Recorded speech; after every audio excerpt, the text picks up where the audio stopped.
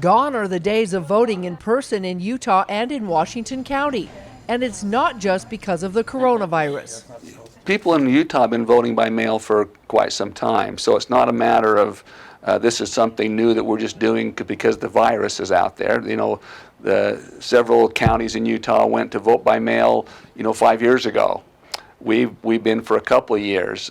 Republican voters in Washington County will be the only ones to receive their ballots in the mail over the next few days. Out of the estimated 85 to 86,000 registered voters in Washington County, the majority, about 52,000, are Republicans. You have to be an affiliated Republican, registered Republican, to get a ballot, and that's who should be getting them. In fact, they mailed, we think, on Tuesday, and I know some people have received those now. However, voters who registered as Democrats, Independent, or other unaffiliated parties will not be voting in the June 30th primary. That's because there are no candidates to vote forward.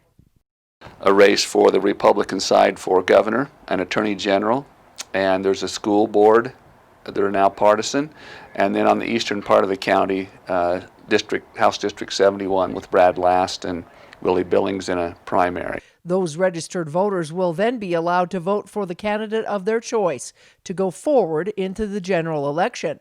Hafen is confident that the mail ballot system in Utah and Washington County is secure from fraud because of signature verification and the requirement of being sealed inside the envelope. And we don't think there are widespread instances, of fraud that abound. And it's possible that a dead person could get a ballot, but they need to sign the envelope and return it to us.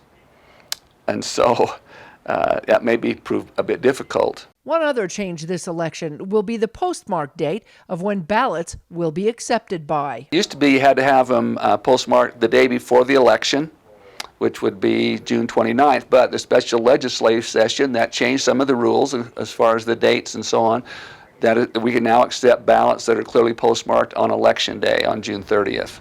But the closer it gets to Election Day, Hafen encourages voters to drop off ballots in local drop boxes prior to or on that date. He said because of the coronavirus, many jurisdictions will quarantine their ballots up to 3 days in order to assure there is no virus carried in on them.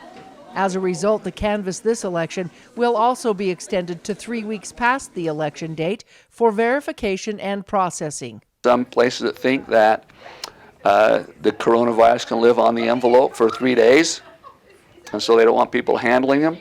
So I don't think we're going to do that, but we'll obviously have protective gear. We'll have gloves and masks if people want to wear those. But I think they've extended that date a little bit because some are going to be a bit more cautious handling those ballots than they have historically. Because there will be no in-person voting in Utah this election, Hafen advises those who want to vote to make sure they are properly registered in time to receive one in the mail.